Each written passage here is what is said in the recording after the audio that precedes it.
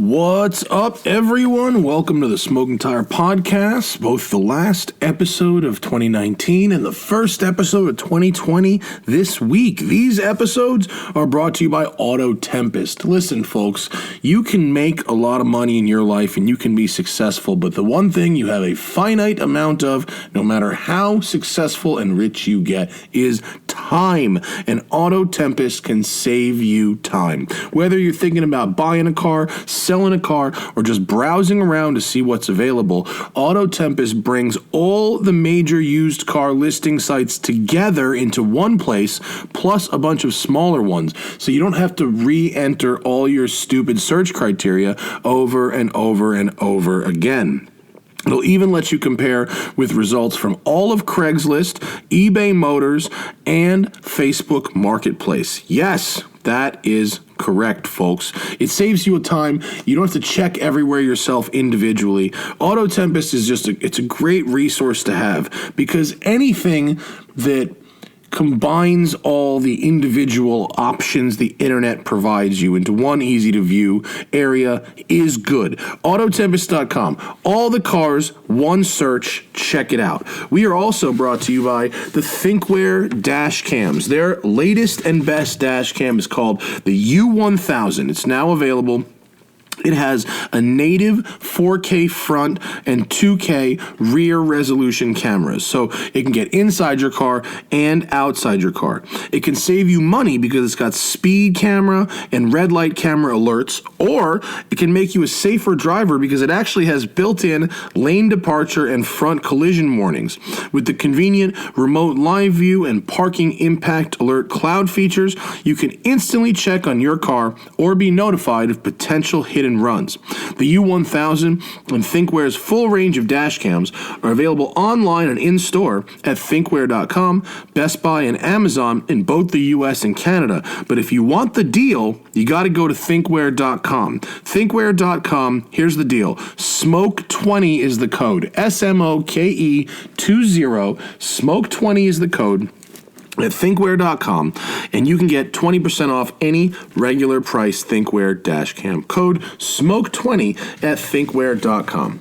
Last but most certainly not least is Crown & Caliber, guys. Crown & Caliber has been my watch sponsor for the last 2.5 years, and here's how they can help you. I'll just start off with the code. TST175 is the code, and that'll get you $175 off your first watch purchase at crownandcaliber.com. Now I'll tell you why it works. First off, in only very rare circumstances do you want to buy a watch brand new. Most of the time, you want to buy a watch pre-owned. Almost all of my watches are pre-owned watches, and I'll continue to buy pre-owned watches.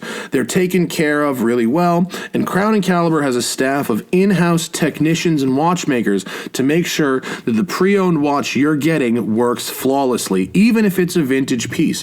Crown & Caliber is also great if you want to get out of a watch. Maybe you want to trade in, trade up, trade down, trade laterally, or just sell your watch. For instance, I am trying to condense my personal collection upwards, and so I want fewer, nicer watches. And so I just did a trade that involved a Rolex Submariner and a Rolex Explorer being traded for a AP Royal Oak, which is delightful, and a watch that I will wear more than the watch I traded out. That's important, wearing it. So I could do that deal easily with Crown & Caliber. When you're buying watches online, it's worth it to pay a little more to get that peace of mind. And with Crown & Caliber, you know the watch you see on the website is the watch you're getting, and you also know it's going to work. They guarantee it.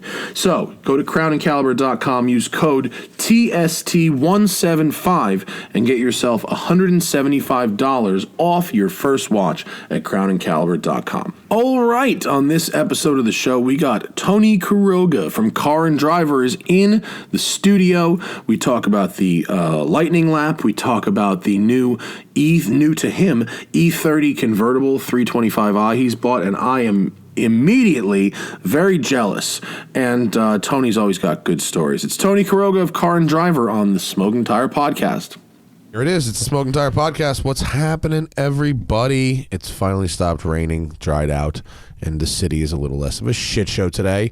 Tony Quiroga's here. Hello, buddy. Hello. Well, move the microphone closer to your Hello. mouth, like you said. Put it like you can move in. Tony likes to lounge. He likes to lounge, but you can lounge, but you got to bring the mic with you. Okay. Fuck it. I I'm can going to do take the mic home with me. Hi, everybody. Welcome back. We have been doing much podcasting this week. But Oh, yeah? Tony, but it's been, Am I going to get a tired Matt? yeah, but not because of that. I'm waiting for I had one of those, I had a little cold brew, like gas station-y cold brew thing. It should be kicking in pretty soon. Oh, good. Fear not. It's been, there's been a lot of like highs and lows that cause the adrenaline crash, or the crash at like 2 o'clock. I'll try to keep it up. Keep it the fuck up, Keep Tony. it up. God damn it. What's up with that E30 you rolled up in? That thing is sweet, buddy. That's my new car. Thing is rad. I was in Michigan with the magazine. We have a new editor-in-chief. She started in April. Yeah? And At Car and Driver Magazine. Yep. How's it going? And it's going well. So I was offered the job of basically running the print magazine.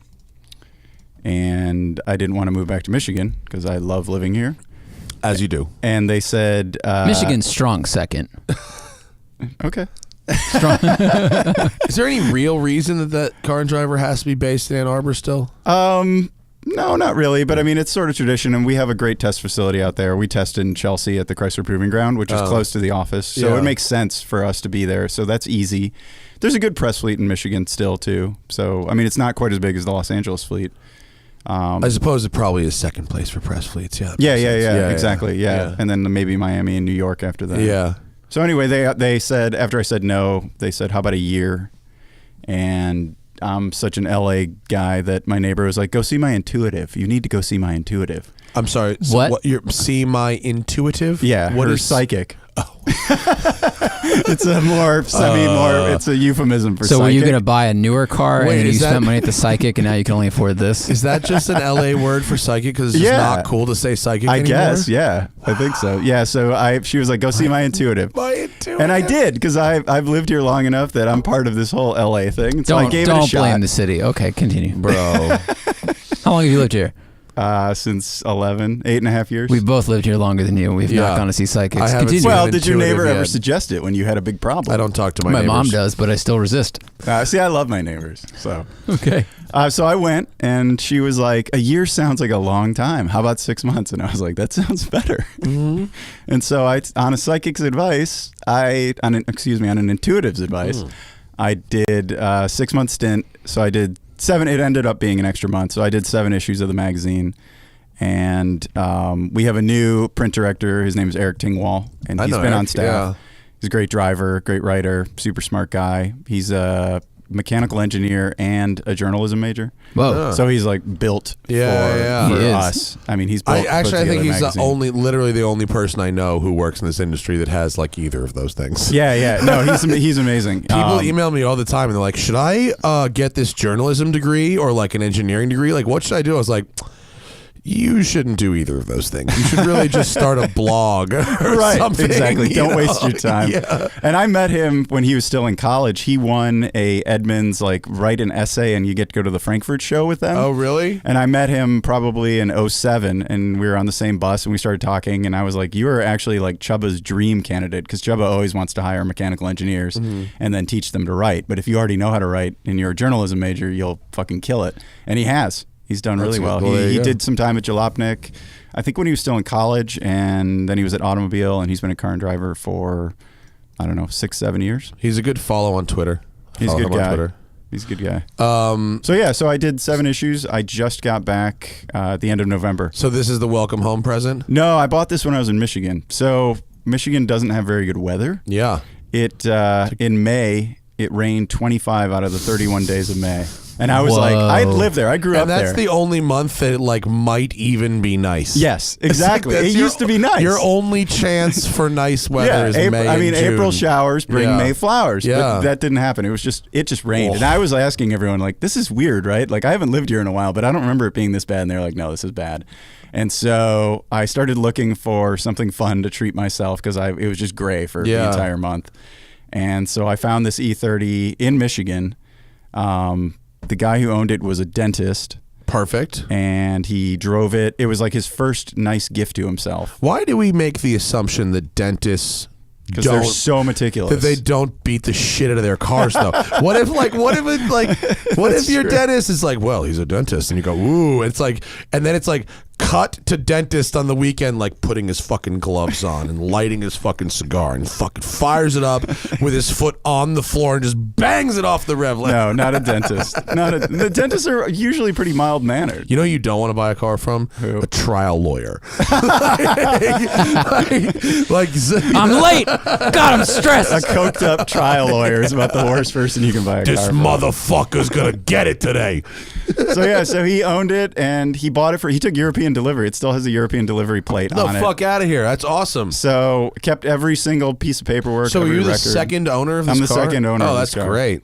That sounds like primo dollars, though. It's a primo dollar car. It was expensive, but one sold. Jason Camisa sent me a note after I bought it because he's the E30 expert, so he sort of walked me through everything, what to look for and everything. What? Wait, give us the what can you remember from the short list? What is there to look for? Because it's pretty simple. It's pretty simple. I mean, he was like, if it has a limited slip, it'll have a little tab. It'll have a little metal tab on it that starts with the letter S. But the guy had the Monroney, so it didn't matter.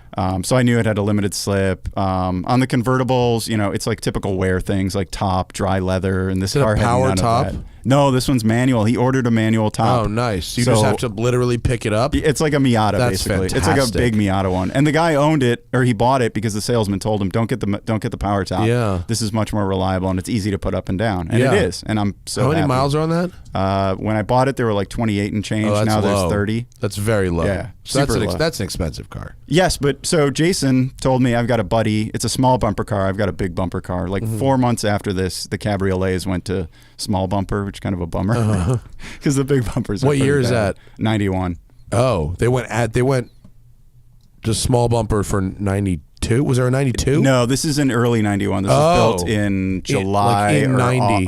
or August of 90, Oh, and then okay. that fall they went to small bumper. But like I think the sedans and the coupes were small bumper in like 88 or already. 89. Yeah. So this was the last holdout for the bumpers. So, okay, I'm going to ask you off mic how much you paid for it because I'm curious. But I need to get to that. Oh, so sorry. I'm not So going to tell Camisa you. says, But that's so fine. Jason, I've got a friend who has one. And it's got 55,000 miles, but it's a really nice comp. He's about to put it up on Bring a Trailer, and that car sold for over 50% more than what I paid for my car. nice. So It was a convertible or a coupe? A convertible. Oh, nice. It was a red convertible with the tan interior, but a small bumper car, so a later car, but similar condition. Yeah. I can't believe how clear your rear window is. Oh yeah. I mean, when you So pull those- up, I was like, is that a new top? Just 'cause Those it cars fits came really with well a cover. still. Those cars came with like this weird black cover, and it's still, of course, in the trunk because the guy kept everything. Do you mean the tonneau cover? No, it's Yeah, a cover car. that just goes over the plexi window to cover it from the sun. When you park it Really? outside? Yes, Really? yeah. Oh, And it's shit, got I've these never two seen that little. before. Yeah, I'd never seen it, That's and I was like, "What is hilarious. this?" And the guy showed me. And no, he was really great. He drove the car for like 3 years, never drove it in the winter. Yeah. Put like 18,000 miles on it. Then it just sat from like 1994, 1995 until this past spring when I bought it. So He put what a did few how much miles did on it need when you bought it? A lot? I mean, I don't think he'd ever changed any of the fluids. Oh, God. I made him try. Camisa was like, the timing belt's about to snap. Yeah, Don't yeah. fucking drive that car. Yeah. And so the owner flatbedded it to a shop that I knew, and the shop went through it and was like, yeah, it needs like all new fluids. It might need, new hoses, but they were like, everything looks shockingly good. Yeah. But I went through everything, and I did all the belts. I did new water pump timing belt. So all once you fluids. took delivery, it was a couple grand to make it ready to drive, probably. Yeah, but I did it myself and with some of the guys in the office. Okay. We have a lift in the office, so Oh, nice. I took full advantage of that. Are those? I mean, I have never worked on an E30. Are they tough to work on? No, Not really. They're pretty easy. Yeah? Yeah, they're pretty straightforward. I mean, for a German car. There's a some good amount of clearance room under the issues. hood, for sure. There's some clearance issues in some parts, but it's pretty easy. It's not is a it, Miata. is it an but- IS? No, I? but it's that spec. I mean, it's the 168 horsepower, 2.5 liter 6. You've driven coupes, I imagine, right? I mean, you've driven a yes, bunch I of have. either. Yeah. How, Not a lot, though. How rigid is it compared to the Not- coupe? I Is mean, it really? it's 80s. Is it rigidity. jiggly? Oh yeah. Is it? Yeah. Does it bother you? No, I don't care. Because 'Cause I I wanted was- a convertible. I wanted a 4-seat convertible with rear-wheel drive. Yeah. That was a stick. That was an American. Yeah. And so that's basically that car. Yeah. Because I kind of want an E30, but I am trying to figure out, like, I don't want to pay a premium for a coupe because I don't really give a shit if it's a coupe. So you should I'm drive actually this. kind of looking at sedans. You should drive this. I probably should. It's pretty sweet. The engine is so ridiculously smooth. I love the 325 IS engine. Just shocking. So good. It's like a 12-cylinder. It's I know. so smooth. And it's really just fun to use. But my R129, my SL, it was a little jigglier than I wanted it to then be. this will really upset you. Yeah, that's a I don't- solid car compared to that. That For a was 10 years convertible, old. they are. And when you put the hardtop on it, it was rock solid. Right, But without it, it was a little But jiggly. my other current convertible is a Miata, and Right. this is more rigid than that. Is it? Yeah. Okay, well, that's pretty good. But it's an NA Miata. It's not very rigid. I at all. saw a guy driving around today in a red 325 convertible M Technique with a factory hardtop on it, which I haven't seen in forever. It's kind of weird You'll looking. probably actually. see that at Radwood again this weekend. Probably, yeah. Well, we were with Derek on the show yesterday. There's a 325 iX coupe with the M Technic body kit on it, parked on my street, and I left a note on it. It's been parked there for a week. This one isn't parked. Do you know that this looks car? Nice. No. It's an X. Oh yeah, I know. I mean, I know what Yeah. I know what it is. It's But an all-wheel drive one. No, I don't know if you knew this particular No, car no, though, no. because it's literally parked on by my house for like a while, and I left a note on it that's still there today. It looks pretty nice. My brother had a 325 IS in high school, I think, college. And it was just so much nicer to drive than any of the like old cars I drove in high school or my friends had. It leaned a lot, but I remember like going, oh wow, the front and the back seem more connected to each Right. other than The steering is cars. crazy slow. Yeah. It's 3.9 It is. turns lock to lock. yeah. Like you're like to make a right turn, you're like turning it, an lot. entire turn. It's but really but, bad. But it had a diff too, and like it would step out in the rain, but it felt like I feel like it was teaching me about driving before I knew that I needed to learn about driving. 'cause I was, like 17. Well, that's or what those 18. cars do. It's good. That's what those Real cars good. do. Yeah, I really enjoyed racing. Doing all the things we Oh, did. yeah, with the you guys shooting. had that I car at raced VIR. one at VIR. Yeah, 24 that's hours of right. VIR, That's and right. honestly, it was a great race car. Yeah, I mean, yeah. it was like good balance, like accurate steering, like it felt reasonably solid, even though it was a steaming hunk of shit. It ran good. It had Yeah, a the- serious cage in it. It was a cage that was valid for chump, stage rally, and Yeah. like something else. Was this really for rallying? Yeah. So it must Yeah. have been really nice. The dude who built it originally built it as a rally car. We then bought it and used it as a car. We lifted it an inch or 2 inches. I love the art And I car tried to livery. drive it It's over beautiful. a mountain. We painted that with like house paint. Yeah, it looks good. And then we turned it into a race car. It worked. I mean, No, it worked good. it's the art car livery. I mean, it looks like an art car. It does. I forget.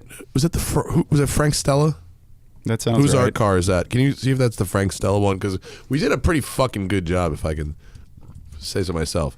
I believe we were going after that, Yes. which is the one, that one right there, the E46 GTR M3 with the sort of strakiness. I think that's Frank. Which Stella. artist was that? This one I do not like. The white. John Baldessari. Pull those over, Zach. I thought it was Frank. Jeff Koons. The Jeff Koons M3 Gt2 is what we were going for there. Frank Stella was the one who did like the comic style, wasn't he? I don't know. Didn't they Go do back, a comic go style back, one? Zach. There's a Super cool. Oh, you mean Royal Lichtenstein? Oh, maybe it's That's Lichtenstein Yeah. has did the comic book one. Yeah, go all the way down. David Hockney 850. I love. Was it? Andy Warhol. Frank Stella. Oh, is the blueprinty one. The 3.0 CSL in the that's middle. really cool. Yeah, it's the sort of I guess blueprint. Is that the best term for it? Checked Oh, yeah, graph that's paper. great. Looks like graph paper. Looks I like guess. graph paper. Yeah. Schematic. I don't know. Yeah, you should get one. You would like it. I don't know if you'd keep it forever. An 'cause E30? They're not very fast. No, but they're like the right But I size want it for to- LA. They're tiny. Yeah, They're I like really that. narrow. Yeah. And my wife likes square things. She likes boxy shit, and so she probably could get down with it too. Yeah, I didn't You ever love drive the an automatic? Yeah, they're horrible. They are? Yeah, Like, they really horrible? Take the zip out of it immediately. Yeah, because the car has no torque. Because it's pre-variable valve timing. I It's know, but my pre-variable wife's intake. a fucking pussy, and she won't drive stick, even though she totally can. Like I Well, taught I mean, her to drive try one, stick, but they're and she was all- good at it, and then she just didn't want to. It makes it a legitimately slow car. I know. It goes from being like a just under 8-second car to like being an over almost a 10-second car. Really? Yeah, it's pretty bad. I mean, Although the that's automatics pretty have bad. no value. I know. Well, that's the thing. I could buy an automatic So, for yeah, $4,000. exactly, You yeah. know, for nothing. Right. Yeah. I really like a lot of the things about them. It's a perfect size. It's such a functional design and shape. And it's it like was a 911. It was Same an idea. expensive car in its day, so the build quality's there. Yeah, what was the money on the Monroney? 32 doing European delivery. In 91. In 91. So that was like 60. That's pretty expensive. 60-ish, That's a $60,000 car. Right. Yeah. I think my 94 Mustang was like 23 GT. Right. Yeah. Which makes sense because I mean that's where a Mustang would line up now, basically. It'd Fucking crazy. Double it. That's cool though. And is that your daily right now? No, I have the Miata. I didn't sell the Miata, and then I still have the 911. Oh yeah, the 993. Yeah, that's lovely. Yeah, that's lovely. The prices I think have settled on those just a little bit. Completely. If anything, they might have gone down a little. Have they? But I bought it. No, you don't get just before the jump. Yeah, I bought it like 6 months before the jump, so I don't really care. Is and this I don't yours? really want to sell it. No, that's a car. That's one of the Gunter Works cars that I Koons tested. I was M3 going to say, those are some serious Is that fenders. the Gunter Works 2.0? No, that was the first Gunter Okay. Works one, which you probably drove like 2 years ago. I did. Yeah. I'm driving the 2.0 on next Friday. Oh. Mm-hmm. Yeah, I tested. They let us test that one. They just tossed us the keys. Unlike Singer, who's like, they won't let us test anything. Yeah, Chris Harris was in here last week, and he works with Singer, and he promised he would put in a good word. I haven't heard anything yet. Yeah, because I've talked to their. I mean, what's his name? Lee Keene. Yeah, he tested one for Road and Track. Yeah, at Laguna. But he also tested it with us.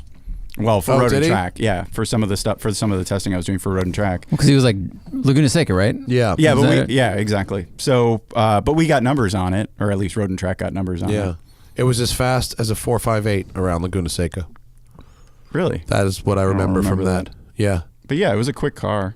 Yeah, no, they're and it was fucking like rad, effortless. but they don't have. No, they're all customer cars. Yeah, and they don't need the press. They just get it anyway. Exactly. And Gunther works like they do. Right. So, their 2.0 car has a new front suspension, has wider front wheels.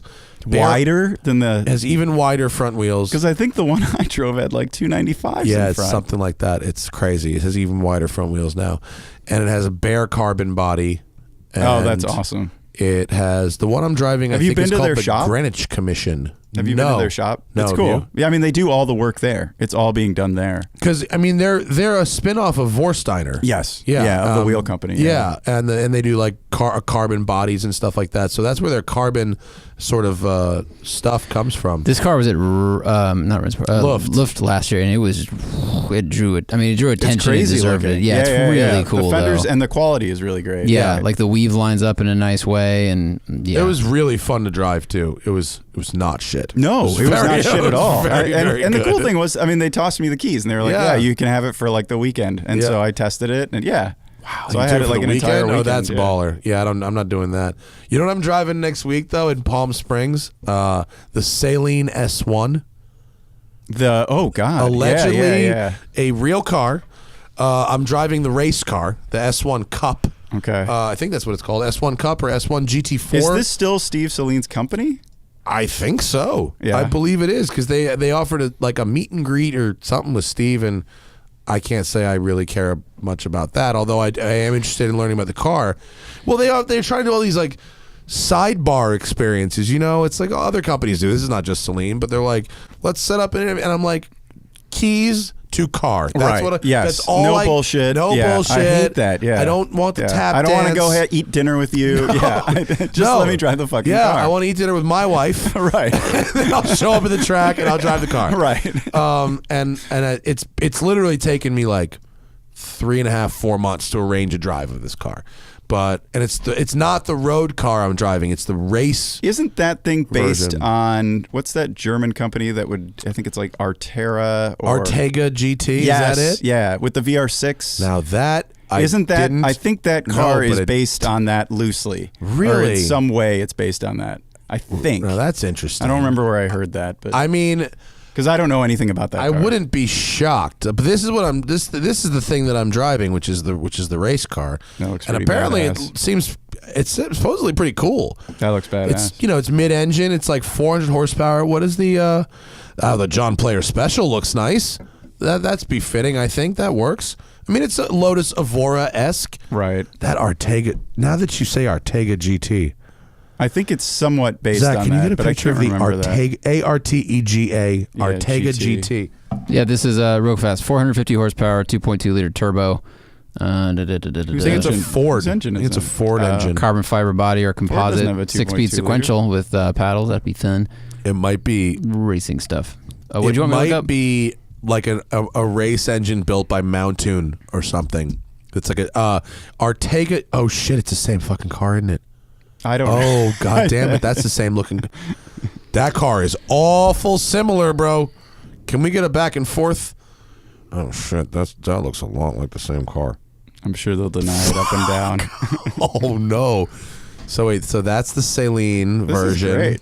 I like it. This is this journalism. I like this real time. Oh my god! If you change the front bumper, that looks awful like the same. Are the The doors Celine's the same? just more angular, but it's like Are the doors the same? They're pretty close. yeah, they got that curve at the back. The doors are the same. That Ortega GT's a 2011. Yeah, it's got a It's little- been around for a Oh. while, yeah. Those were cool. I never drove one, but I heard good things, and they were powered by a VR6. I think a 3.6 liter or 3.2 liter I've heard the VR6. name before, but I don't think I've ever seen one in person. Well, they never came to the 2008. States. Oh, They never came God. to the States. Oh, I hope it's sufficiently different. Is that you, Zach? What is that? What kind of fucking ringer is that? Just a random alarm? It's an alarm, but I don't know why it's going at 5. I mean, this Ortega I was supposed GT to is be here kind at of 5. is kind of cool, but wow, that's awful similar. Okay. So here's a profile shot, and then go to the Saleen. Oh shit, that's pretty similar, man. Let's see. The Can you glass, put the them on? shape, Can you separate the windows? the shape of the greenhouse. No, we can't split screen. It's sort of, it would be a little more It complicated. look a little janky, but I can. I mean, the Celine looks, it's got more angles and this little like dressed up. It's got a fan and different stuff. tail and different front end for sure. But Yeah. I mean, that that's center that's what I section's heard. awful similar. Because they showed that car at the LA show, I think 2 years ago, and I heard that it was an Ortega GT deep down. Well, that some will. point. I'm glad you brought that up because before I go drive it, now I might have a few questions. I'm sure they'll deny it up and down and be like, Ortega I mean, they who? probably will, but like, look at. I mean, those photos really don't lie. That's Right. an awful similar looking Right. vehicle. I mean, even if it's been massaged and tweaked, that is a very. There you go. That's pretty fucking close, homie. I don't know. I that gotta door. say, Look at the door. I Yeah. gotta say, the similarities are definitely There you there. go. There you go. Oh shit. Well, I guess there will be some questions at Thermal next week, huh? Are you going next week? Actually, it's the week after next, I think. What's the 17th, 18th? That's the week after next, right? Yeah. I'm driving I don't know what RS Q8 next week. Are you? Yeah. So that's an Audi Urus. Yeah, basically yeah, right? with the RS6 engine. Oh, RS7 cool. engine, the 591 horsepower nice, version of yeah. that engine. It's So that should be cool. yeah. I actually looking think the forward to RS the Q8 looks better than the Urus. Oh, I agree. I'm not a big 100%. fan. I'm not a big Urus fan either. No, they're nice to drive. I enjoyed the actually driving the Urus when I was in it, but I don't. Looking at it, it does zero for me. Yeah, it was ridiculously fast at VIR at Lightning Lap. Oh, Like it was Lightning Lap. crazy fast. Can you talk about Lightning Yeah, Lap? How absolutely. much can we talk about? Oh, I can talk all, everything all about of it, it. right? Yeah, it's been out for a couple months. Oh, cool. I have been. Oh, there we go. Yeah, there's the Urus. Wow, you really got a big fucking lineup, huh? Senna, one Elysia, one Urus, Supra. I see a GT3 RS, AMG GT sedan, and then I can't see anything after that. There's a lot of fucking cars. We had an original NSX, Oh, that's a fun one to throw in. Zanardi one. A Zanardi one with a blower on it. Who which- brought that out? Acura. Oh, really? Yeah, they just have one. that. Yeah, they bought it from somebody and it had the blower on it, and they just left the blower on it. They have a 91 regular NSX Yes. press car Right, here in a LA. red one. It's yeah. red. Yeah, I just saw that. One of the road and track guys had it during somebody the LA was. show. Oh yeah, who was driving it? What's his name? Chris Perkins. Perkins, Yeah, yeah. he drove it. He brought it to Bill's. So of the selection, what were some of your highlights? What did I drive? I drove the NSX, which was a ton of work. The new one or the old one? The old one. Yeah. Just because no power steering. It was a is 91? Crazy. Yeah. It was a 99, so it was a Zanardi one. Oh, they took power steering out for Zanardi. For Zanardi, yeah. And Oh. Zanardi was a little stiffer, but compared to modern cars, it's not very stiff at all. right? There's still a lot of body roll. Yeah. And that car was really fun, but it was a lot of work. What else did I drive? This was a while ago. I drove I've always kind of thought those NSXs are kind of tough to drive fast, actually. Yeah. I mean, it's not the they're a little most stable twitchy. car. Yeah. Yeah. I mean, the tail will come out if you're stupid about it. Yeah. It's really, I mean, it's like a formula car. It's really sensitive to load transfer. Yeah. And if you're not gentle with it and you're stupid about it, it'll step the tail Yeah. out and spin. But I mean, it was cool. It was Was really that your fun. slowest car there? Yeah, I think it was the slowest. But the slowest car I drove. It ran like a 307, I think, 307.1. Is that Zach? Is that list ordered by lap time anyway, or is it ordered by price? Oh, this is the price. They do the level, like right. The cheapest? No, you do LL 1, 2, 3, 4, 5, 6, 7, 8. Yeah, yeah. There might be a Master that has it. Oh, I drove the Camry. That was a Camry. Readers are always complaining that all the cars we test aren't like, they want something that they can relate to. Yeah. And so we were like, okay, we'll get a Camry. We'll throw a Camry in there. I mean, yeah. Did the Camry do okay? It was fine. It wasn't very good. The biggest problem it had was there's a delay when you stomp on the gas when you're exiting a corner, and it just won't give you any power for a minute. Oh, well, or for like like what feels like an eternity, but is really like probably half a second. Long enough that like you're like, ugh. You notice it. Yeah. Yeah. Like, this is dumb. Yeah, that sucks. But it's quick in a straight line. I mean, the Camry V6 has 301 horsepower. I think it still was over 130 on the straight. Really? Yeah. That's pretty good for a Camry. So it put up a respectable time. Was anything ridiculously disappointing? Oh, these are not in order of speed. I was like, wow, the NSX beat the Senna? What? You must be looking at some weird... strange Yeah, I'm looking at some weird collection. carandriver.com thing. The NSX ran a 307. So Yeah. That's kind of slow. So KC set a new record with the Senna. Really? At that 234.9. I mean, they don't keep official records. Yeah. Because you have to be in a race, in a sanctioned race right. set a record. And the configuration we run is kind of weird too. It's not the configuration you guys ran. If you instead on the back straight, there's that hard right that goes into the Patriot course. Yeah. So we run that. That's the Grand, right? Yes, we run Grand course. Yeah, which is combined. Right. Yeah. I think we ran. You ran the regular. You ran full course. It's weird because full course is badly named. Right, but it's the one that most race series run. Yeah. How much faster was that the one than last year? That beat the GT2 RS by I think 3 seconds and change. Whoa! It's 5 times the cost, 6 times the cost. So yeah, it should. And ZR1 ran a 39.2 or 39.1. So that's that's even less. That's where money. really that's crazy money value. Is. Yeah, it's crazy value. But you got to fucking be somebody to drive a ZR1 at a number like that. That was me. That was you? Yeah. That's a good fucking number. That was very good. It was slower than Mero, but I ran in much different conditions than him. What were the conditions? But he's also an amazing But he's driver. also Jim Mero. He's also an amazing driver. How was the Urus on track? I didn't drive it, but I heard good things. It's got giant brakes. It's got the giant 17.3 inch front rotors, which look crazy. RS6 gets them too. Yeah. It's so nuts. Oh, you drove RS6, didn't you? I did, yeah. I liked it a lot. Yeah. I saw Derek last weekend, and he said he was going to be on the show. Yeah, it was. RS6 is really cool. I almost rolled a Urus on the track at the press launch. Where was the launch? At Thermal. You know the active sway bar thing where it can decouple the sway bars? The 48 volt. Right. System, so I was loaded up in a third gear corner at about 65, 70 miles an hour, and it decoupled the sway bars mid corner, and the thing went from leaned over in a corner to all of a sudden 2 wheels in the air, and I like cranked the wheel back the other way and fucking plopped it down, and the dash just lit up like a Christmas tree, like full active suspension failure. Right. I was like, maybe it doesn't like this. It's those Italian cars. Yeah, they don't give a fuck. And then their cup holders were tiny. And I was like, you built this huge car and has tiny cup holders. They What's wrong with you? They had some minor issues during the lapping, but nothing like that. No, like that I one think was they a bad had one. like they some made warning. that car disappear real quick. I think they had some warning lights, but nothing that really affected the car's performance. What else did I drive? I drove that Cayenne Turbo, which was pretty amazing. Dude, this is 5 seconds faster than the NSX. Yeah. Which, I mean, I know the it's NSX like is old, seconds but it's faster. 8 seconds. I thought the NSX ran at 304. 307. No, they ran at 307. 8 seconds. Oh, okay. I mean, that's just no. impressive. I mean and it was on Corsas too. Was it? Yeah, there's an N-Spec Corsa. That's awesome. That Porsche, so the Porsche approved tire. For that's that car. hilarious. I drove the Cayenne Turbo SE hybrid. The coupe one, yeah. Which was bonsai fast. That's like the 671 horsepower. Yeah, and it weighs like 6,000 pounds. Yeah, so that's incredible. Stupid. But it has rear steer, so it like is actually kind of agile. Yeah, no, this one had rear steer. Yeah.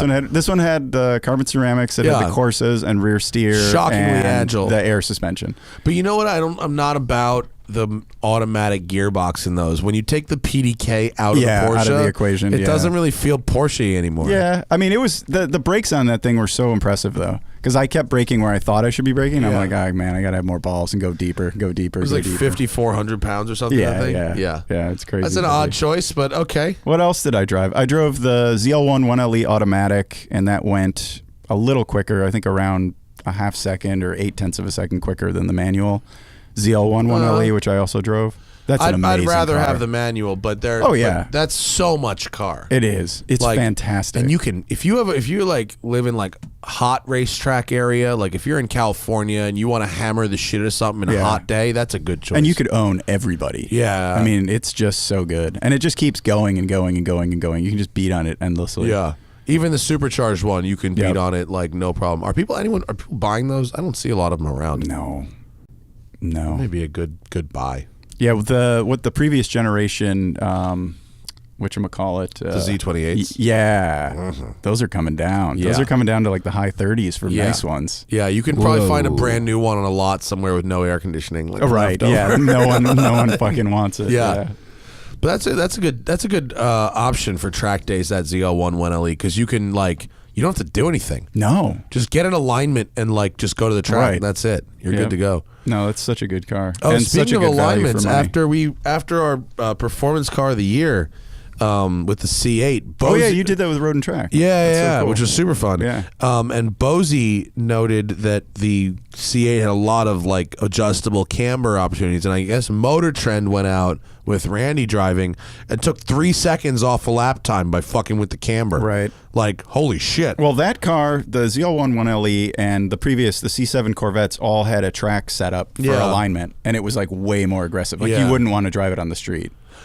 I remember having to drive the ZL1 1LE on right, the street, it was and just it being annoying. shit. Yeah, right. And it darted all over the road. Because it probably had that setup. It probably had crazy tram had the line. track setup. It was, because we did VIR and then the street, and it was a terrible, horrible mess. Yeah, it was probably maximum camber, towed in a bunch. Yeah, like full darty settings. Yeah.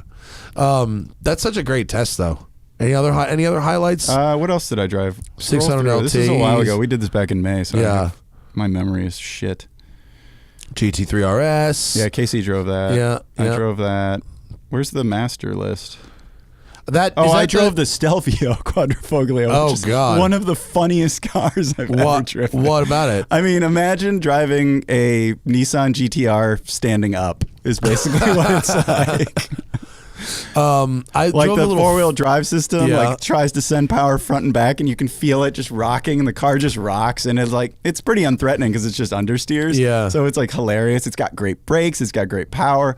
I loved that thing. I mean, it wasn't great by any means. Yeah, just good for a laugh. But just hilarious and just so non-threatening. You could go fast so quickly and easily. It was so good. I really liked that. The 4-cylinder Stelvio I drove had the craziest turbo lag of any modern car I've driven. Yeah, it was crazy. I forget who said it, but somebody called that a tuner Mazda CX-5. It was. Yeah, I think it was me actually. It might have been me. Oh man, the new Miata, the new engine in that thing. Oh, that's the jam. Yeah, the new Miata motor is the higher real nice. 1,000 RPM goes a long way. What else did I drive? I saw a Genesis G70. Did you guys get a C8? Was it too early? No, it was too early. We did this back in May. I was begging them for a C8. I was begging for a GT500, but all way too early. No, it was too early. Even us in September, the C8 was babysittered. Yeah. We had it. We had one right around that same time because we did our 10 best testing. Yeah. In September, and did it you had get to drive it the whole time. Yeah, but not very much. Yeah. We did do a track test with it at a racetrack called Grattan, which is actually a pretty good racetrack in Michigan, against a C7. How did it end up? It was not that much quicker than the C7. It was a second quicker, and the thing is, the C7 was on Super Sports. It wasn't even on the new Michelins. But the Corvette supposedly does. The new C8 doesn't have some special tire. It's got some regular tires. Oh, true. But I mean, the C7 that it was up against. I mean, it was up against an older generation Michelin versus the new generation Michelin. Okay, yeah. I didn't suspect that it would have been much faster. Yeah, I think you. And don't I talked really to Kamisa about that too, and he was not surprised that it wasn't that much quicker. No, we're not. We're going to see the big difference when you do the performance version. The 700 800 horsepower one is when you're going to see the potential.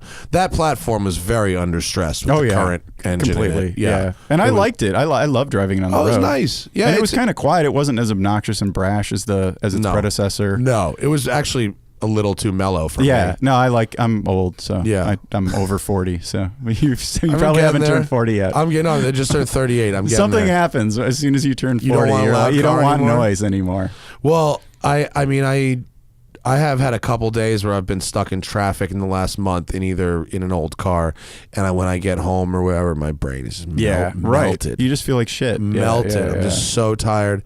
That's how that Gunter Works was. That Gunter Works is so loud. I wore earplugs the entire time I drove. Really? Yeah. My Lambo, which if you're moving, on highway speeds, it settles and it's actually fairly civil and whatever. But if you're stuck in traffic, it idles at 1,500 RPM. Oh God, I'm just and it's just like. I realize it sounds like I'm complaining about it. I love this. I love hearing this. It literally, by the time you get home, your head is like ringing. Right. This is a very relatable. The car is a very relatable problem. Car's fine. Car doesn't complain, but it's a little melty. What's that geared like on the freeway? Fifth gear at like 85 miles an hour is like 3,600 RPM. Oh, it's pretty tall for an old car. Yeah. Oh, I guess it was probably geared to go 180. It was, and it revs to 8,000. So it's 182 miles an hour at 8,000 RPM in fifth gear, which is fucking wild. I'm not sure I'd want to do that. No. I did like 125 in it once. I was like, I'm good. That's cool. It feels like it's lifting roll off the it ground. out. Just the steering got way lighter. It out. Yeah. We did in my Safari. I did 125 in the dirt at El Mirage, which was very sketchy. Oh, I saw you took that up into the snow last week. Yeah. There was so much snow on Angeles Crest. It was crazy. Yeah. I got a little stuck. We had to do a little. I had a little panic. It was a little sketchy with me and Marco, but like, look how the snow is so deep. Like I was like plowing it. That's a great photo. I know that was a good. That was my Alpine sweater too. Look, I'm going with Chalet and shit. But like that sweater was all I had that sweater and sneakers and like no gloves, nothing. Right. Yeah. So I was that's like me in Michigan. I forgot how quickly winter arrives. Yeah. It snowed like 8 to 10 inches on November 8th. I didn't have, this is the jacket I took, because I had been there since like the summer. I didn't have any gloves. I didn't have a hat. Like my coworkers were like doing like a coats for kids type thing for me, where they were giving me their old coats and gloves and stuff. I've flown to New York for meetings and forgotten that I get on the plane in LA and get off the plane somewhere else. And I had like a hoodie. I was like, oh, it's December. Shit. And it was freezing. Freezing.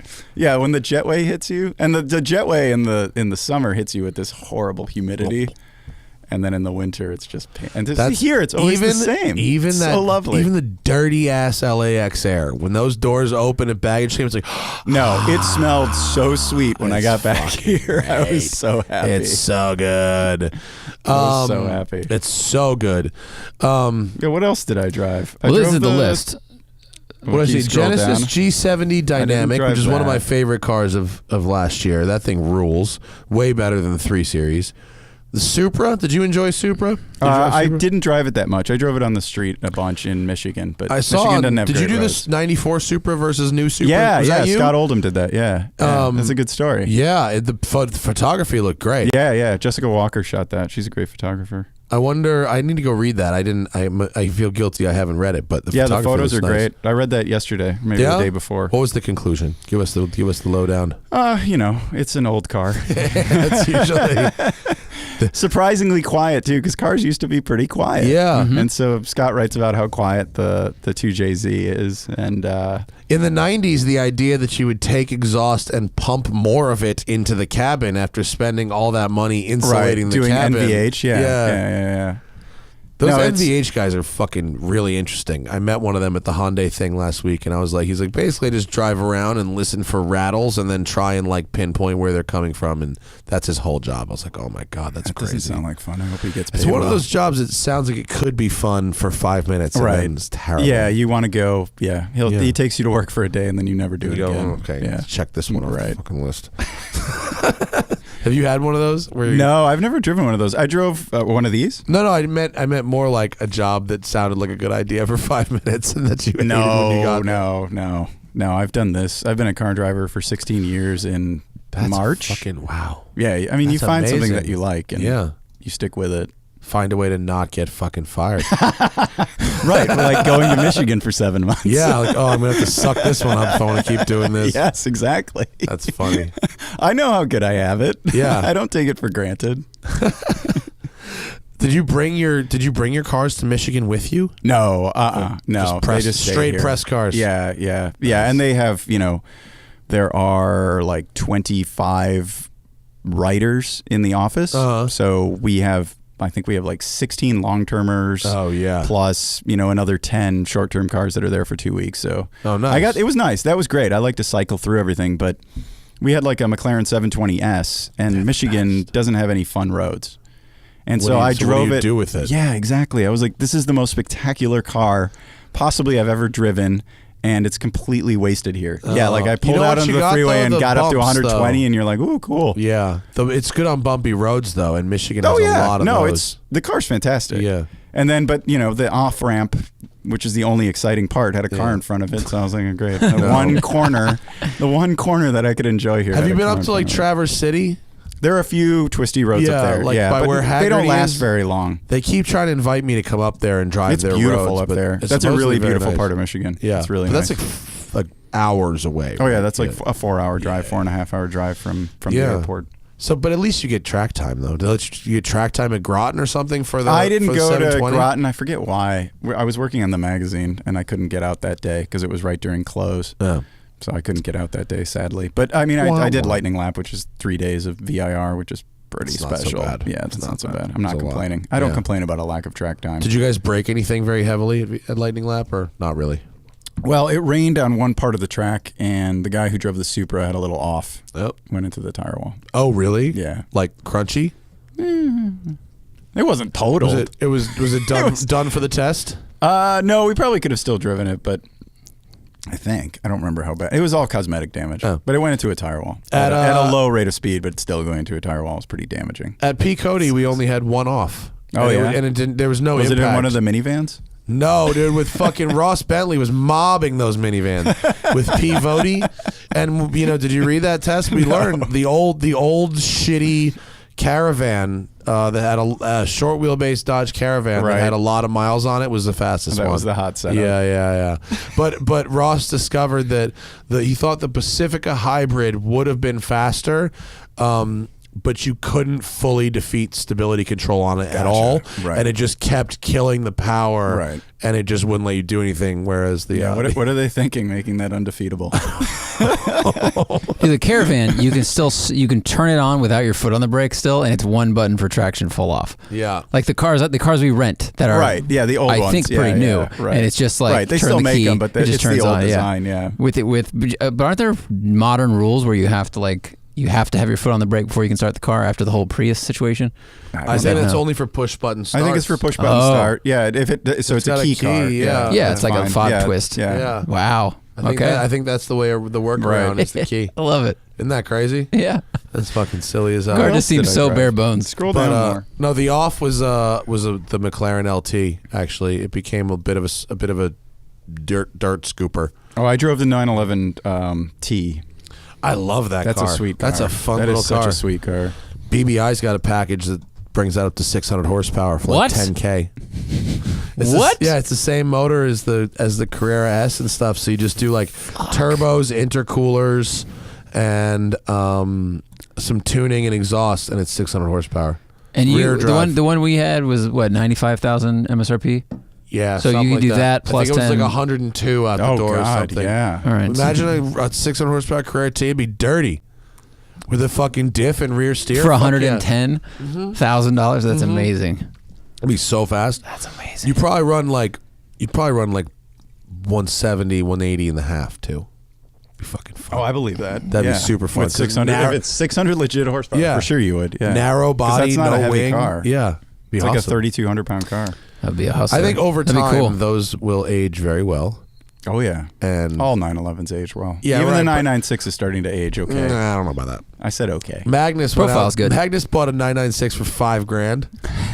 And it's like an 04. It's like not even a shitty one. It's the larger engine. And he's basically been waiting for it to break. And it hasn't broken yet. And when he bought it, he's like, "What's wrong with it?" And the guy's like, "Nothing." He's like, "No, really. What's wrong with it?" Right. He's like, You "Nothing." can tell me. I can fix it. Yeah, I can. Yeah. I'll, and he's like, he just keeps driving it, and it's not broken yet, which is shocking.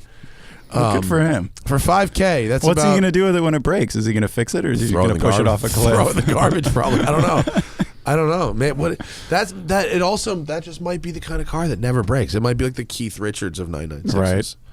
Just fucking keep going. It knows who owns it and has respect I for drove back to back. I drove a 996 GT3 and a 991 GT3. And it was like, all right, I see how they got here. Like with the 996, like I'm glad they took that step, but I'm glad we're not there anymore. That like, engine's pretty sweet in the 996. The engine is sweet, but it's Did you like drive that red one? It's that lighter. Porsche It's owns? too light in the front. It feels kind of weird. And the interior is just garbage. It's the both interior is so aesthetically bad. and usability. Everything was wrong about it. And I all things about it were wrong. It was just like it felt like they took a design out of a Versa, or just like these weird little melted little piece of horrible jelly buttons. beans with the horrible buttons. No, and it's I like couldn't a figure out Ford how it works. Taurus. Yeah. It's like a Ford Taurus. It's like a 90s Taurus. They're like, let's do that. Frog I eye. think This is what everyone's Frog doing. eye everything, guys. Round, just round buttons. You know, everything used to be square, and now we have the technology for round. Ovals are have ovals, the shape of the 90s. Exactly. They are. And that's Anytime what I that drive a car 90s feels car. like. It's so bad. It's so bad. I was working at a Porsche Audi dealer when the 993 became the 996. So we had the very end of like Carrera 4S's still around, those nice wide body the cars. wide bodies and then the the 2Ss, new 996 came in. At the time, you know, I had no nostalgia for air cooled. I didn't even really. I liked cars, but I didn't really know the difference. Or here's the old one and here's the new one. And I remember, you know, my experience was pretty much limited to kind of shuffling them around the lot. But just like, I was like, wow, this fucking 98 feels like it's 1,000 years old. And this 99, it feels like it's a brand new car. It's true. It's totally and I true. remember kind of being like, I don't know if that's good. But because there was It a made lot you of, pause. It made me pause for a minute. But I didn't appreciate it at all until later. Well, it's like the way the doors open and close on a 993 versus a 996. There's like no comparison. Yeah. There's absolutely no comparison. Yeah. And what was at the time written off as like old and staid or whatever. Right. And it was ancient. Yeah, but by then it was ancient. Now that's endearing. Right. That's like a thing we're actually seeking. Right. It's unique and different. Like I want it to. What car can I buy that feels the oldest while being the newest? Exactly. Like I'm actually seeking that. That's my goal. That's my goal in all of my fleet. Yeah. That, and I don't like wide cars. I can touch the door panel sitting in my car, in all of my cars, and touch the passenger side. Yeah. You can lock the passenger door while someone's Just sitting there going by like reaching this. over. Yeah, Like Yeah. my 87 holds the same amount of shit as like a brand new one. Right. Actually, that's probably not true. The new ones will hold a little bit more. But fundamentally, two people and some stuff will fit in my 87 as well. Your as it'll 87 fit. what? Safari. My Safari 911. Oh, of course. Yeah. Right. Yeah. Okay. I The didn't know what daily, you're talking about. the daily, Yes. as it were. Is it your daily? In theory, but between press cars and my scooter, like not really. So you got rid of the 129. I sold that. it. Yeah. I got every penny I put into good. it. That was a back out. beautiful car. It was. That was a I really bought nice it. I car. bought the right car and was able to sell it pretty easily. I just saw it. The dude was local, and I was up at fucking Bill's in Malibu, and I was like, "That looks like my car." Holy shit, it is. And we had a nice chat. He had. Are you going to go to Radwood? Oh yeah. Yeah. Are you taking the Countach? No. So weird story. So you know Art Cervantes, one of the Radwood guys? No, I don't know. I don't know how he arranged this, but he has a guy. Maybe he's a client, maybe he's a something, maybe he's a friend. I don't know who the fuck he is. I don't even know the guy's name. But What are you going to drive, a Vector? it's a Porsche 962. Oh, Yeah, a it's- Chupin one? It's a Koenig one, which is fucking weird. It's weird as hell. That's and so cool. It's that one. It's red. It's a Koenig C62, which is a Porsche 962C. Dear Lord. It makes 800 horsepower. I have absolutely no idea why the person wants me to drive this thing to Radwood. But you'll take it. Yes. Yeah. So I'm going to the Porsche Experience Center where it's sitting right now. I'm going to pick it up there and then drive it to Radwood. badass. Yeah. And they let me make a video with it and shit, which I'm kind of about. That's amazing. Are you going to do a one take on it? Yes. Oh. I mean, it's probably going to be like on the highway or I like can't whatever. wait to see but that. like, yeah, it'll but be you'll do a silly. few polls and it'll be hilarious fucking and crazy. crazy. Yeah. Yeah. It'll sound amazing. You know, I was at the Porsche Experience Center to pick up my car the other day, and they had a 962 engine on the stand. It's based in the 3.2 Carrera engine, and it will fit in a 911. Really? Yes. It's an 8-cylinder, right? No, the 962 is a 6-cylinder. Oh, it is. It's a 3.2. Okay. You're the I thought I was thinking of a flat 8. I'm thinking of the 907. The 908, 908. Yeah, that's an 8. That's the 917? interior of this thing. 917's a 12. They were rebuilding a 917 and a 962. Okay. The 962, you get a brand new Porsche, a brand new crate engine from Porsche. It's $300K for a 962. You cannot get Deal. You can't get a new 917 engine. They don't exist. Right. So if you this one, they had a cracked block, so they had to recast the block, which I believe is magnesium. But what is that car worth? I mean, that car's going to be worth so much money. That's what I said. I go, well, what does an engine rebuild cost on a 917? And he goes, well, it's not really a straight thing. He goes, because what's the car worth? And you go, I don't know, $5 million. He goes, yeah, maybe. So if the car's worth $5 million, what's the engine worth? You know, so the engine rebuild is, and it'll probably $1 go million. up in value over the next 2 years to more than cover that. Yeah, it's like $1 million for the engine rebuild. Yeah, when I used to get my 993 serviced at Callis, they have 959s there. Yeah, and yeah, everything that comes in is like basically 30 to 6 figures. Yeah, Jeff Swart. But I mean, the cars were appreciating, so it's like, who cares? That's, you know, Jeff Swart got one when they were much cheaper than they are now. And even I talk to him about it all the time. He's like, even with the appreciation, he's like, the cost of owning a 959 is horrifying. Yeah. It's like owning a fucking space shuttle. Yeah, I mean, almost anything from Italy is mundane compared to. Well, yeah, because it doesn't have the technology. Yeah, it has the complexity, but it doesn't have the technology. Right. My car is very simple. The Countach is actually quite simple.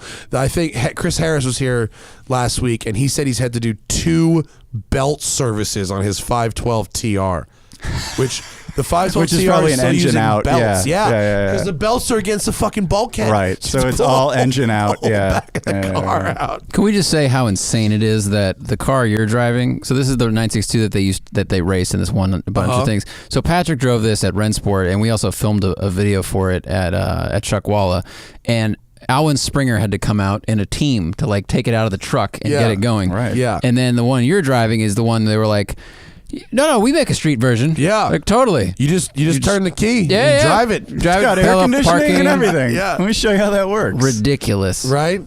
Really ridiculous. That's cool. It's hilarious. It shot such a huge flame that I swear, I know I've told you this before, but he was on the back straight of Chuckwalla, and he's going across the thing, and we're watching it, and the flame was so big it went higher than the roof of the car, like out the back like a smoke cloud, but it was just fire. And Alan's like, yeah, sometimes we do that for the pictures. You know, it's like he definitely tuned it for nice. fire. It's a but burble it was tune. huge. He put the fire tune on it. Oh, I hope. Hey, Art, get your buddy to fucking throw the fire tune on this shit. Dragon tune. So the Countach won't be there. No, I don't think so. It's a bummer. I haven't seen. Are you car. going? I'm thinking about it. You bring in your whip? I went to the one in Detroit. I went to Redwood, Detroit in September. Was it fun? It was great. What was weird was I expected there to be more American cars, and there weren't. But then, you know, as many people have pointed out, well, the American cars of that era weren't that really wonderful, and nobody really kept them. Yeah. But it's also part of it, I think, is Detroit has so many other shows that cater to domestics. Yeah. That perhaps those people just go to those. There's and then not- Radwood is all. I mean, there were like 8 Corrados there, like. Yeah, but it also parts I imagine of it, them targeting a more like it's. I don't want to say that there aren't American car enthusiasts, but like the Radwood crowd is a little more different. German Yeah. and Japanese stuff. Totally. And Although there was I a mean, pretty good some of American representation in LA last year. Some of it looked like, you know, a mall parking lot, the Inland Empire. Yeah. But in Detroit, you don't see those cars, so it's unusual. They're doing it. What the fuck is that thing? That's a Fiesta. That's a European Fiesta, that's the first awesome. gen Fiesta. Pull that over. That looks rad with a roll cage in it and I shit. forget what engine it had. I think it had a Z-Tech, like a 2-liter Z-Tech in it. Cool. That thing was badass. I with like that. wide fenders and Oh my god, Ford a pink Motorsport Aerostar? Fucking hell. That is absolutely terrible. And then what one was that that Zagato Nissan? Oh, the Autech, right? Yes, Isn't that yeah. Myron Vernus's Yes, car? exactly, Yeah, I mean, Myron exactly. rules. He's the. Oh, there, go back one. That's you, right? Is that your car? There's Yeah, your that's my BMW. friend, my coworker Dave Beard's Geo Metro. Love I mean, it. Geo A tracker. That's a Yeah, tracker. yeah, A little lift on it. Yeah. And he drives that? it. He off-roads it. It's awesome. There He it bought is. it. He should. bought Yeah. it for a story and still has it. That's so funny. He bought it for a beater story and still has This it. car, I think, was at the one out here last year. That right? thing was super clean. Doesn't it have That was a? really It's a nice. 1UZ swap. Is that not No, Andrew that was. Collins? I think that was stock. Is that a I think different that was car? a stock one. It Different looks like car. Andrew Collins is from Jalopnik. He's got one of those. That's a fun one. There's a Lincoln Town Car, Toyota Century. Oh my God, a Suzuki Via Cross. Via Cross. We were next to one of those in traffic the other day. You and I. What a weird fucking car. It's yellow. Can you believe they built that? I cannot What were you supposed to do with that? save the princess in Mario 5. I don't know. It's weird. It's weird. It's a concept cool car, though. but- I drove Yeah. one once. It drove like a Suzuki rodeo? It was a rodeo. It is a basically. rodeo. Was that a Rolls Royce with some type of big American engine Yes, with a Viper motor? with the Viper engine in it. Whoa! Corbin? No. Apparently, he bought the Rolls Royce for like next to nothing, and then found this Viper As you engine, do. and then put them together. And there Good you A go. idea. broken Rolls Royce is a cheap one, right? Yeah. There's a kid. Have you seen the kid driving around at the car shows around LA since you've been back? Who has like a really mint Rolls like that, like a No. Silver Spur 2 or something. No, that sounds it's nice. like 50,000 miles. You got it for like $7,000, and he's dailying it. Nice. And it's like nice. The wood and leather are all Right. nice, and it works. I like that Sierra Cosworth right there. That's Yeah, that's excellent. cool. Those just took a huge jump. Did they? Those are second rare. you could import those. Really? They took a massive Yeah, jump. those are rare. Yeah. I have mean, you a ever driven one? Mitsubishi Eclipse can outperform it, but you know. Have you ever driven one? No, I've never driven one. They look way cooler than a Mitsubishi Eclipse. Yeah. Oh my God! I Yeah, just saw a picture of the. This is you're seeing the Inland Empire parking lot. yeah, here. right. Remember when we had to do power seat belts in this country? Yeah, The yeah, fucking yeah. rail When you seatbelts. didn't have a airbag, yeah. And you can buy a Ferrari F40 that has those. Do you think they got rid of those?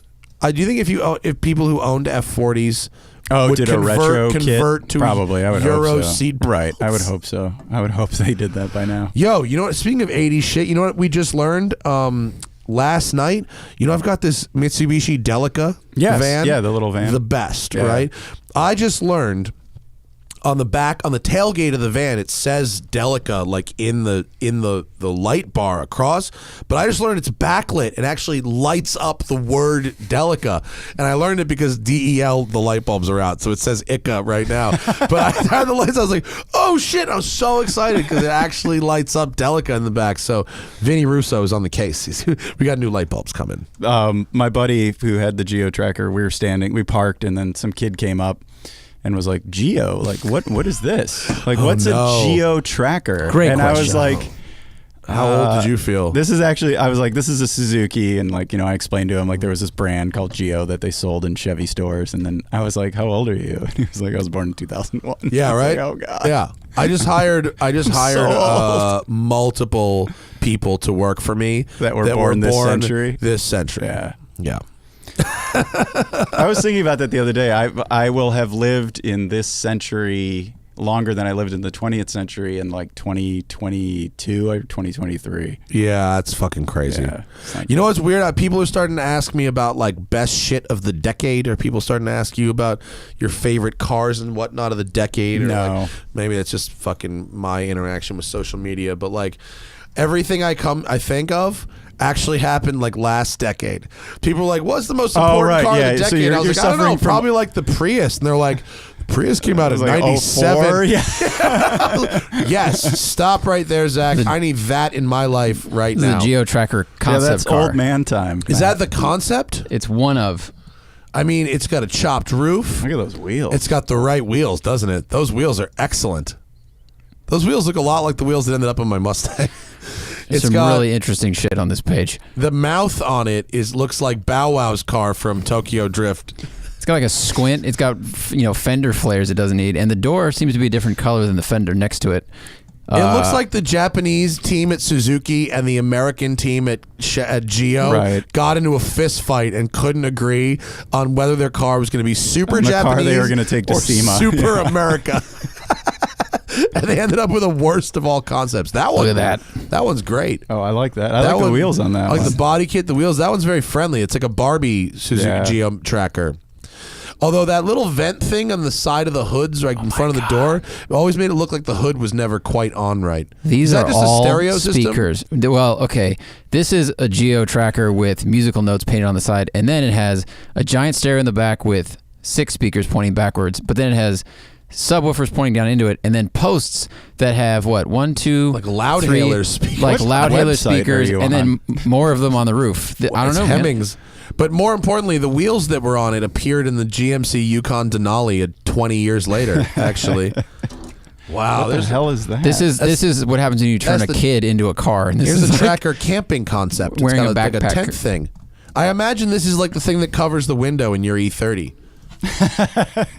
That's hilarious that you have a thing that covers your plastic window in your I'll E30. show it to you.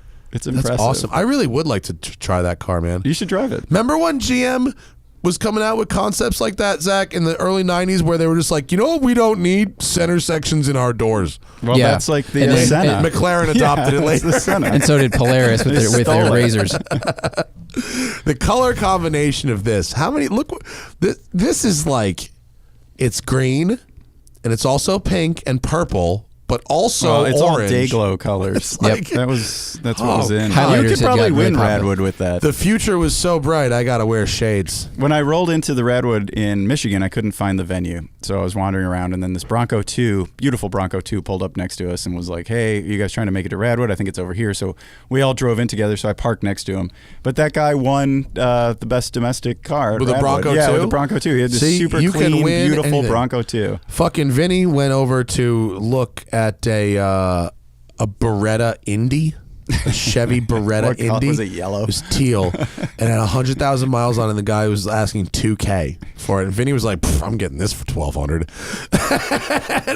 I don't know what came of it. He might just return home in the next 2 days with this fucking car. Oh, God. Is he married? Vinny? No. Oh, okay. No, a wife would never go. Yeah, for something exactly. like That's why I asked. that. Although my wife went for the van, and she loves it. So Well, but it's nicer than But that Beretta doesn't Indy. take up that much space. The van. Yeah. Takes up a parking space. Well, I mean, it's really small. It's the van. Yeah. No, I mean it's not a K van. Oh, it's not a K-van? No, it's I not thought a K-van. Delicas were K-vans. No, it's pretty short wheelbase, and like by minivan standards, Right. like it's small, Right. But it's not. It's not a microcar. No. Gotcha. It's a 6-seater, full on 6-seater. Yeah, I saw them. We did a story last year, at the end of last year, about the 25-year rule and importing cars, and we saw what's his name down at Sean. Yeah, Sean in Orange County. You might have seen my van. Yeah, That's 'cause that's and who there I was a bought it Delica from. there. There was He's a had Delica there, two. yeah. But he had mine, and then the other one he had was mine's an Exceed, and he had the Super Exceed. Also, the Super Exceed has the Crystal Light roof, which is what the glass roof was called. Crystal Light. What? Seriously. So it's a glass roofed. It's a Delica with a glass roof. It's a Okay. Crystal Light. But that one weighs. That doesn't seem like what you'd want. I didn't want it at Yeah, all. you No, just I bake mean, in there. yeah, you're like in an oven, and Right. also it weighs 400 pounds more. Oh, At the yeah. worst possible place you'd want it to weigh 400 pounds more.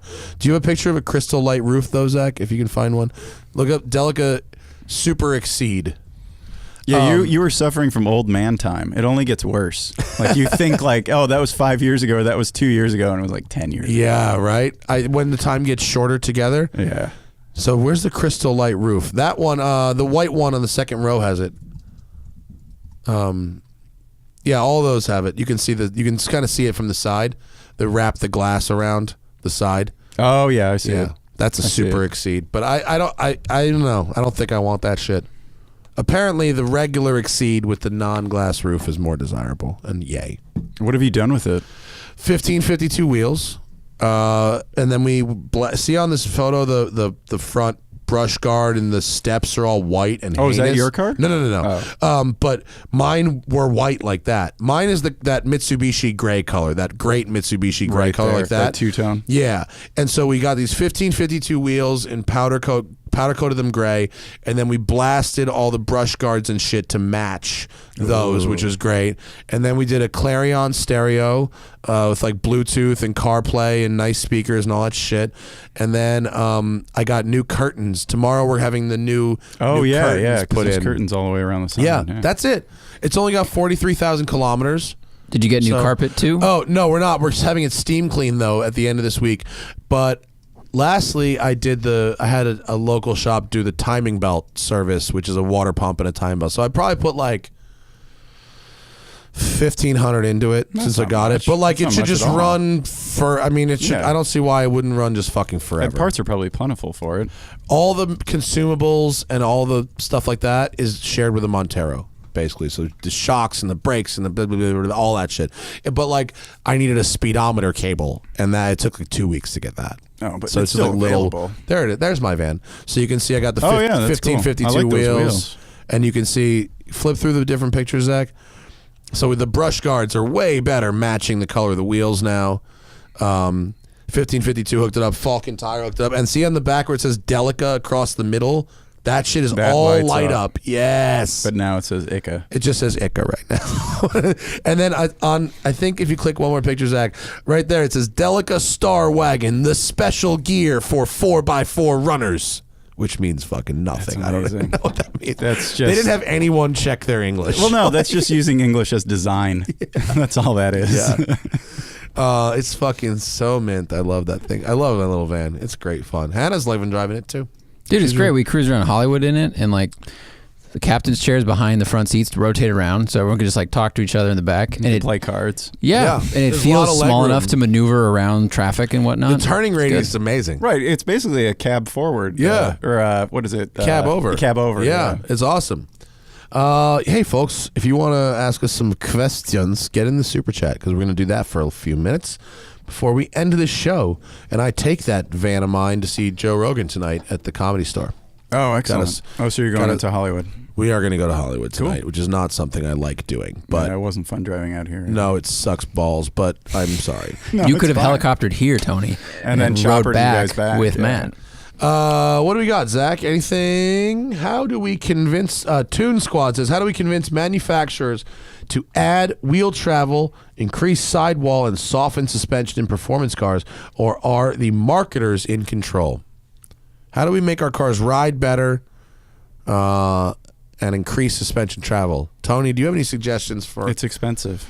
I mean, because, like we were talking about, the 720S rides beautifully, but it costs a lot of money to make it do that. System. Yeah. I mean, would it also mean that the manufacturers would have to be okay with their cars like running a slower lap time or not cornering at a higher G than the one that they did most years ago? consumers wouldn't care. There'd probably be a bigger benefit if things rode better. But for the hardcore enthusiasts, they always want the most extreme stuff.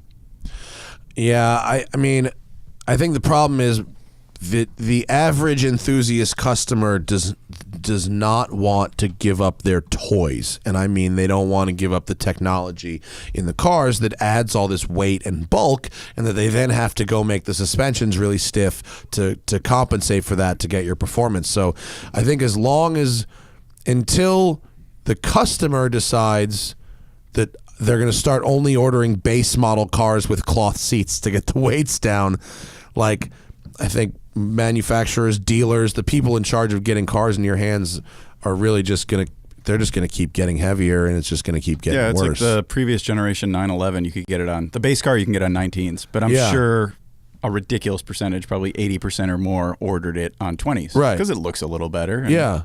That's what people are into. Yeah. I mean, you can downsize your own wheels. You can a lot of times you can buy a car and downsize the wheels and they'll still fit. But I think with the performance cars, they're not going to get softer unless you start looking at the mid-engine cars, and that's where they can have the geometries to make them work better, a little more versatile.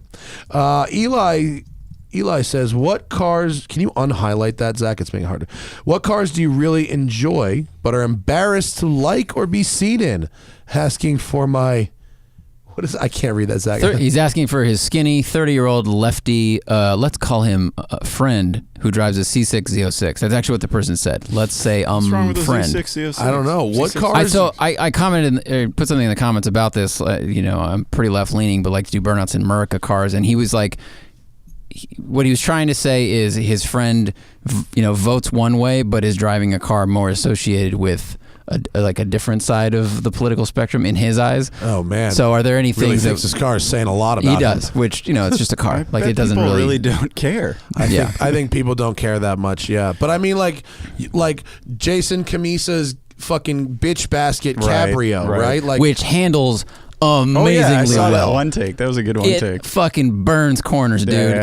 and he's a psychopath when he drives it through the corners. And like, yeah, in theory, like, all right, like, I guess, I don't know, do I want to not be seen in a Miata? Like, no, I don't give a shit. I Look don't at me in a care. Miata. What's the Fine. difference? Like, I They don't drive so well. Yeah, I mean, I've heard people call Boxsters hairdressers cars. Like, Right, yo, I'll drive a right. Boxster. Like, give me that Boxster. Like, that's dope. That's fun. Would you drive a first gen SLK? Oof. No, but that's No, 'cause but they not don't drive because I'm well. embarrassed to be Okay, seen in it. fair enough. No, yeah, no. Like, I wouldn't drive a Land Rover Defender either, but not because I don't want to be Right, seen in it, because okay. they're piles of shit. How We- about a we- Geo Tracker? All day, Yes. bro. Lift All it. day. The tealer, the better. Nice. Make that shit look like a Solo Cup. No, I don't know. What I mean, I don't know. Are there That's any not cars a problem that I you, can really relate to. No, any car that I like, find I'd something be happy to interesting be about seen in. all cars. Yeah, So. and any car that you like, you'd be happy to be seen driving Right. around in, because if people go, "Why are you driving that?" You'd have a dozen reasons why. Right.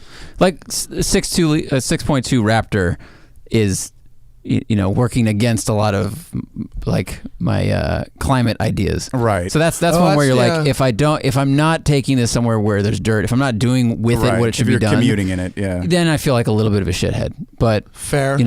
Yeah, that's one. Yeah, if you were commuting in a sportsmobile, you'd like the Right, sportsmobile. yeah, but 650, You'd be a little silly. Exactly. Yeah, I feel that. R. Cummins, was that right? I'm buying one of these two cars soon, and I'm having a tough time deciding which. What is a better buy at $90,000? A Cayman GT4 with 10,000 miles, or a 997.1 GT3 with 30,000 miles? Interesting question. How many miles are on the Cayman? 10. Performance is similar. The performance lap times of those cars are going to be similar. They're going to feel about as fast as each other. I'd get the 991 GT3. Yeah. 9971 GT3. Oh, I'm sorry, 9971 GT3. I would still too. Get that. The gearing is better. That engine is really special. That in engine a is way really that the special. GT4's engine is not, even though the GT4 is probably going to be quicker on a canyon road, maybe. Yeah. Or you'll at least be more brave in it. But, Yeah. The engine in that is so special. And also a 30,000 mile 997 that is depreciated to 90K is unlikely to drop substantially below that. Right. And Like, it's if a that car 911, which is yeah. important to some people. Like if versus a you put Cayman. 80,000 or 70,000 miles on that car, and it was now a 9971 GT3 with 100,000 miles on it, it's worth 70. Right. And you've driven those 70,000 miles for like 20 grand, and that's a great value to get 70,000 miles for $20,000 in a car like that. And that car's probably rarer than the GT4, than a Cayman GT4. I don't know about that. Well, but didn't the new Cayman, the new GT4 They didn't make a having lot of flat six 997 kinda, GT3s. They didn't Maybe. start making a lot of GT3s until 991. Really? Yeah. I haven't run the numbers, but I would probably go GT3. Same here. Yeah. I had to zoom out for this weird I thing. can't- Someone says, "Do you guys remember the Oldsmobile Intrigue OSV concept?" No. No, but I remember the Intrigue. the Oldsmobile Intrigue OSV. What is What OSV? could OSV stand for? A design to hint at a whoa! Look at that fucking thing! Supercharged 3.5 liter V6, 260 horsepower, 260 pound-feet. That's a concept. Oh man, Oh, it's it was for sale. It was for sale for 20 grand. 20 grand. Buy it now. I mean, Not bad looking. it's not bad. These side looking. skirts. I've seen uglier That's pretty cars. radwood. I've seen uglier cars. That's good radwood. I mean, stuff. I think that's a really interesting piece of history for 20 grand for someone to buy.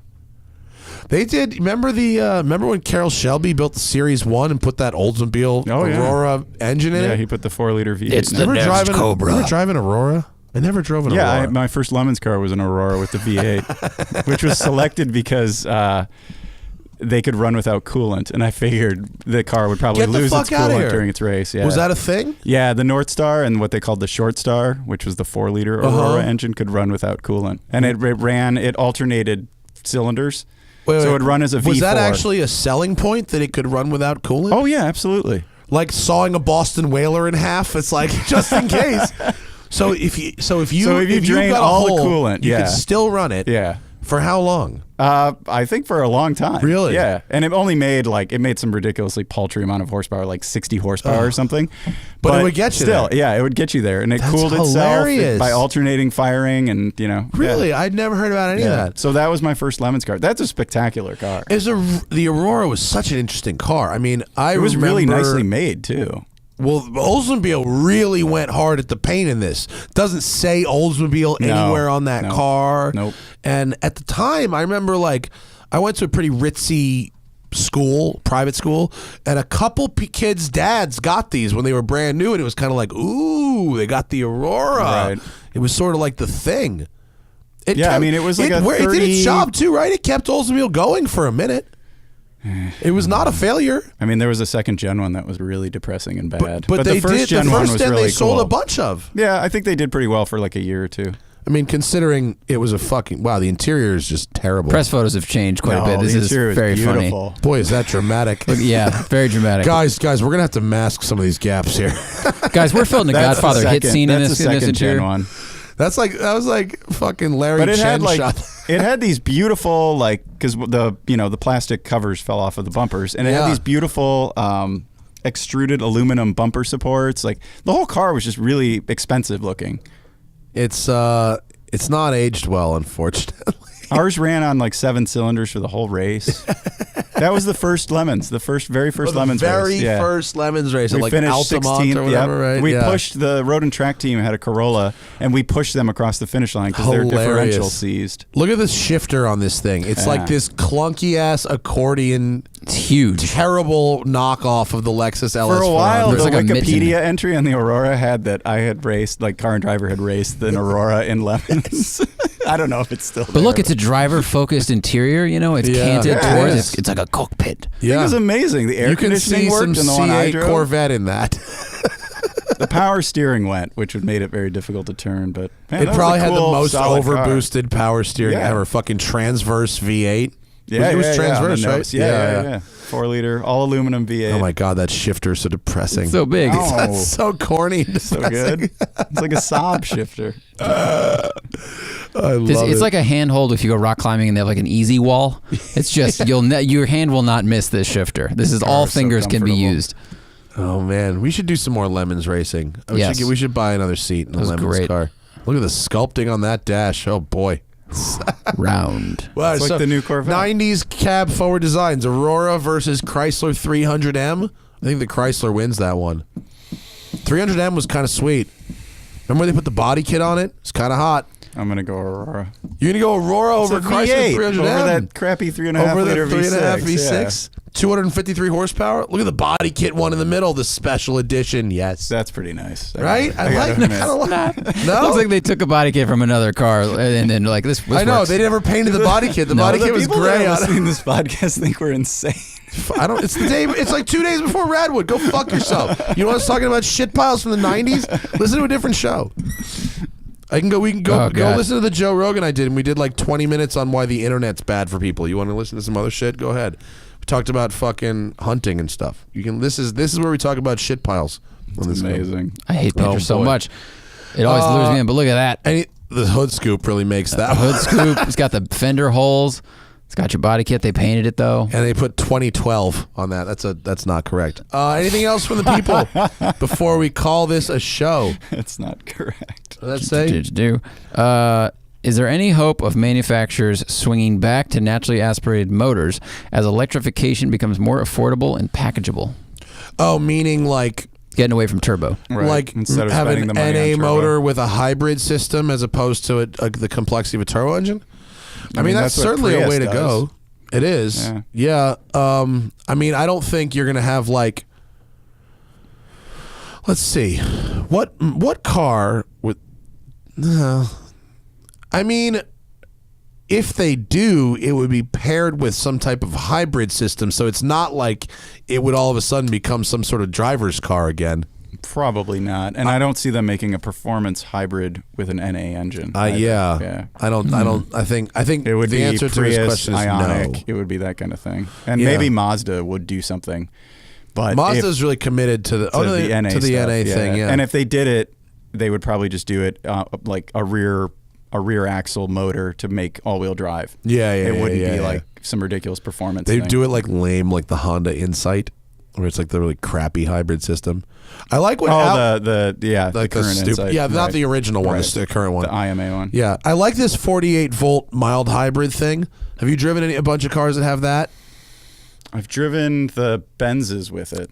In the Audis, it doesn't drive like a hybrid. It drives just like a regular gas car, but it does add some power in helping spool up pre-turbo, Right. And then it also it makes the start stop like really real good. fast. Yeah. The start stop with the i6, the new Benz i6 is really sweet. Yeah, it's a like 48 volt finally system. start stop is at a point where it's not like annoying and laggy.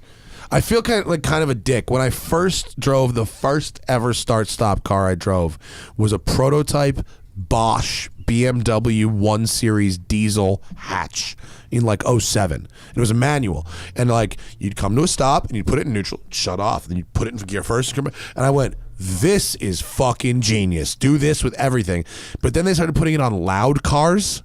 And I was like, oh no, I don't want this to shut off and then just start at the light. And so I only kind of like it with quiet cars. But the RS6 is quiet enough. It's not a shouty startup. Right. And it starts up so fast. It's like one half a crank and it fires. No, it's immediate. Yeah. It's It's like cool. it was never off. Yeah. And with 48 volt, the air conditioning compressor and the power steering pump keep going when you're stopped. That's a big one, because a lot of cars I've driven, even very nice cars, you pull up to a stop, engine turns off, the fucking air conditioning compressor shuts Right. off too. So it blows. You don't get air conditioning when you're sitting red light and go, what the fuck is this bullshit? Right. That's fucking stupid. Turn it off. $130,000 car. So yeah, it fixes that. Have you driven a car with the electric turbocharger? Mercedes has one, right? Yeah, I've driven the the CLS 53 and the AMG GT 53 with it. Is that cool? Yeah. I mean, you don't notice it. You don't though. notice it? You don't notice it. It just feels like a really quick car, really responsive, quick car. They're doing so much Amazing. to mask turbo's flaws. Yep. We're spending like so much time and energy masking the flaws of turbos. It's very interesting. But no one's really doing the sequential turbos anymore, right? We've pretty much abandoned that because that Supra that was the original the 94 2JZ, Supra had it. Yeah. I always liked whenever I drove tuner Supras or tuner Skylines from back in the day. I always liked when they kept it with the twins and they didn't go to the singles. Much more drivable, usable power. Yeah, because otherwise you're just waiting, and it explodes. I'll take 200 less horsepower, but a 2,000 wider power band all day. Right. All day. What are you going to do with That one we filmed in New Zealand, right? Oh, the best. Like 700 horsepower R34. 700 horsepower at the wheels with twins. I mean, perfect. That was it was real ready good. to go. All right. Well, that's our show, folks. Do you want to plug anything before we get out of here? Car and driver? No, I came here to talk about 10 best, and I totally forgot. Whoops.